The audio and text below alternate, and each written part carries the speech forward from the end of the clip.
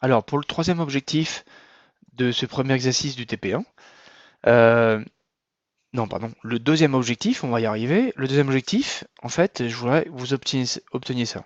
Tout simplement, c'est la même chose que tout à l'heure. Bon, ici, c'est plus du marron, c'est des jaunes.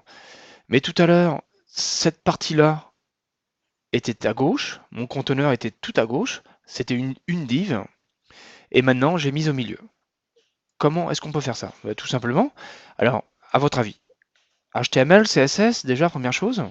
Alors, on va tricher un petit peu. Paf, ici, j'ai mis Atom, modèle 3, l'HTML ici, il est à droite ce coup-ci, regardez à droite, il n'y a rien de nouveau.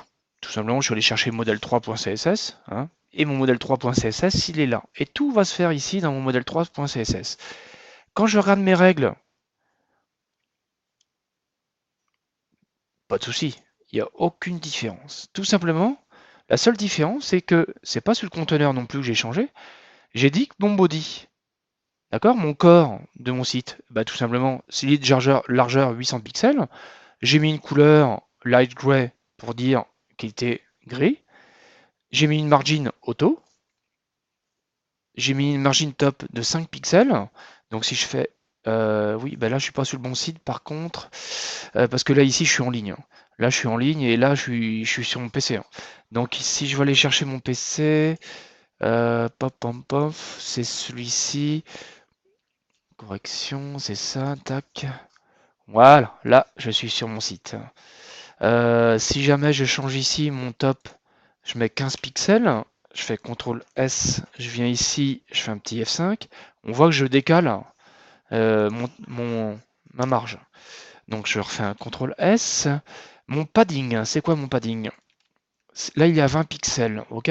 Si je mets 10 pixels, tac, CTRL S, F5. Voilà. Et bien le padding c'est quoi? Ça va être une zone qui va être tout autour, c'est un rembourrage, hein, padding de mémoire, ça veut dire rembourrage. C'est qu'autour, il faut imaginer une petite zone de 20 pixels, j'avais mis. C'était bien ça, ouais, 20 pixels, qui va être tout autour de mon body. Et puis j'ai mis text align center, ça veut dire que partout, le texte il est au milieu. D'accord? Donc voilà, si jamais ici je mettais en marge auto, je mettais 5 pixels. 5 pixels. Qu'est-ce qui se passe? Hop, je fais un petit F5. Voilà, ma marge est 5 pixels. Là ici, alors je peux mettre des marges au top, au bottom, left et right. Si je mets là en marge auto, donc l'autocomplétion toujours agréable, j'ai juste mis A, je fais F5, et bien là c'est automatique, c'est bien au milieu de manière automatique. Alors on peut le voir qu'en haut et en bas c'est pas automatique non plus, hein. Petit souci, ça arrive. Donc voilà, il faut laisser. C'est le souci, enfin moi que j'ai, hein, c'est mon pied de page, hein, toujours.